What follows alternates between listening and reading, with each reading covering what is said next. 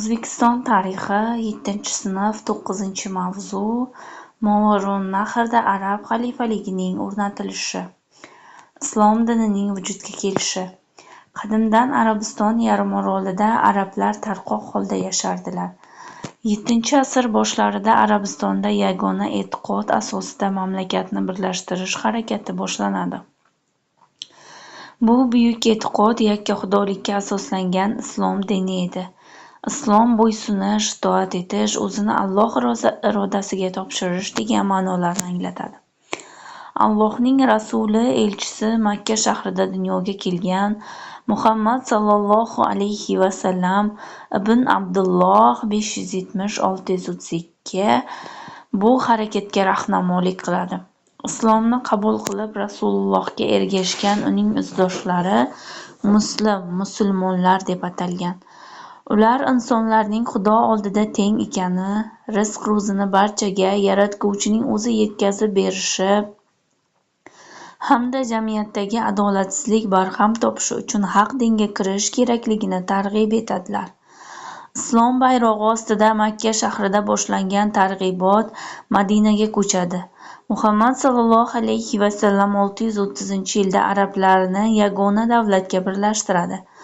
Muhammad sallallohu alayhi va sallam vafot etgach, uning eng yaqin safdoshi Abu Bakr 632-634-yillarda xalifa, ya'ni o'rinbosar deb e'lon qilinadi. Arab qabilalarining islomni qabul qilib, siyosiy jihatdan yagona hokimiyatga birlashuvida, shuningdek jahon dinlaridan biriga aylanishida islom aqidalari, huquqiy va axloq me'yorlarini o'z ichiga qamrab olgan Qur'oni Karimning ahamiyati buyuk bo'ldi. Misr, Suriya, Falastin, Iroq, Eron kabi ko'p mamlakatlar bo'ysundirilib, behisob o'ljalarga ega bo'lgandan so'ng, arab xalifaligi harbiy yurishlarni bizning o'lkamizga qaratdi. 651-yil arablar jangsiz Marv shahrini egallaydilar. So'ngra hozirgi Afg'onistonning shimoliy, Eronning shimoliy-sharqiy qismi hamda janubiy Turkmanistondan to Amudaryogacha bo'lgan hududlar istilo qilinadi. Arablar bu hududlarni Xuroson deb ataganlar. Uning markazi Marv shahri edi.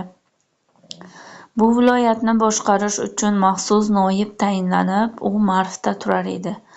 Arablar bu yerda o'rnashib olgach, Amudaryodan shimolda joylashgan boy viloyatlarni zabt etishga tayyorgarlik ko'radilar.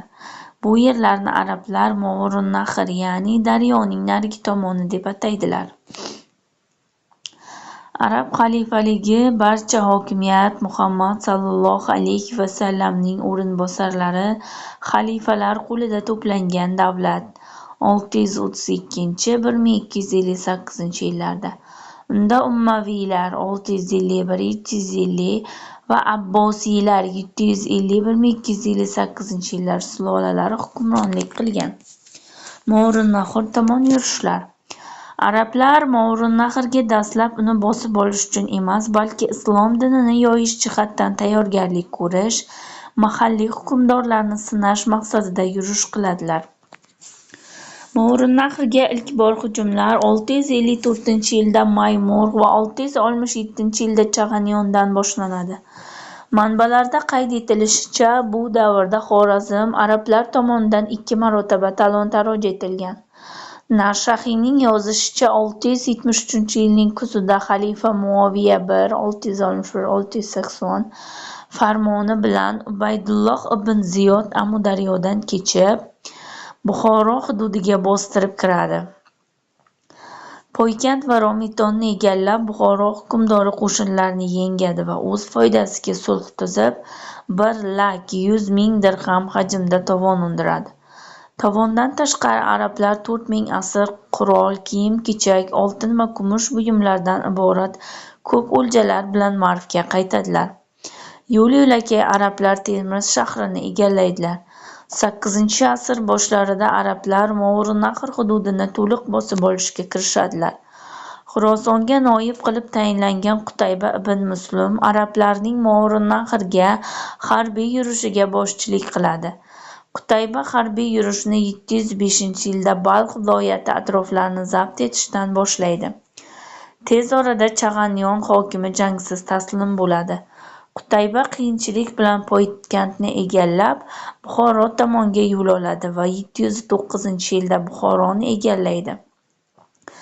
Buxoroliklar har yili xalifalikka boj to'lashga, uylarining yarmini arablarga bo'shatib berishga majbur etiladi. 710-yilda Qutayba Naqshab va Keshni bosib olib, Samarqandga hujum boshlash uchun tayyorgarlik ko'radi. Biroq Xorazmda boshlangan ichki ziddiyatlar oqibatida yuzaga kelgan qulay fursat Qutaybani sud yurishini kechiktirib, Xorazmga qo'shin tortishga jalb etadi. Negaki Xorazm shohi Chag'on ukasi Xurzod boshliq xalq qo'zg'olonidan qo'rqib, 711-yilda Qutaybaga yordam so'rab murojaat qiladi. Xurzod garchi dushman qo'li bilan tor-mor qilinib o'ldirilsa hamki, Xorazm shoh bundan o'z mustaqilligini yo'qotib, arablarga boj to'lashga majbur bo'ldi. Uning qo'shini esa Qutaybaning harbiy yurishlarida ishtirok etishga majbur etiladi. 712-yilda Qutayba qo'shinlari Samarqandga tashlanadi. Bu davrda G'urak Suvga podshoh qilib ko'tarilgan edi. G'urak arablarga qarshi kurash olib bordi. Kuchlar teng bo'lmaganligi oqibatida Samarqand taslim bo'ladi. G'urak bilan Qutayba o'rtasida sulh tuzilib, unga ko'ra sud xalifalikka qaram bo'lib qoladi. Choch va Farg'onaning zabt etilishi. 713-yilda Qutayba qo'shinining bir qismi Choch viloyatiga, o'zi boshliq asosiy kuchi esa Farg'ona vodiysi tomon yo'l oladi. Choch vohasi bosib olinib, uning bosh shahri Madinat ash-Shosh va juda ko'p qal'a va qo'rg'onlar hamda qishloqlarga o't qo'yilib vayron etiladi. 715-yilning boshida esa Farg'ona vodiysida uzil-kesil egallab Qo'shg'argacha kirib boradi. Hamma viloyatlarga arablar, amirlar tayinlanadi. Lekin Qutayba xalifa Sulaymonga qarshi isyon ko'targani oqibatida Farg'onada arab askarlari tomonidan o'ldiriladi. Yerga egalik shakllar. Arablar Movirun-Nahrni bosib olgach, bu yerdagi yer-mulklar xalifaga qarashli bo'lib qoldi. Xalifa davlat yerlarini iqto tariqasida in'om qilgan. Davlat yerlari ayrim harbiy yo'lboshchilar va amaldorlarga umr bo'yi yoki mulkka vorislik tariqasida berilgan. Biroq yerlarning asosiy egasi xalifa sanalar va u iqtidorlardan ushur olish huquqiga ega edi. Yirik yer egalari dehqonlar arab xalifaligi davrida ham o'z yerlarining egalari bo'lib qoldilar. Biroq ular endilikda ijaradorga aylanib, daromadning ma'lum qismini xalifalik xazinasiga jo'natish majburiyatini olgan edilar. 8-asr mobaynida yirik dehqonlar qo'li ostidagi yer-mulklar yuqori arab harbiy mulkdoriga o'tishi ro'y beradi. Arab zodagonlarining dehqonlar bilan yaqinlashishi shu davrda kuchaygan.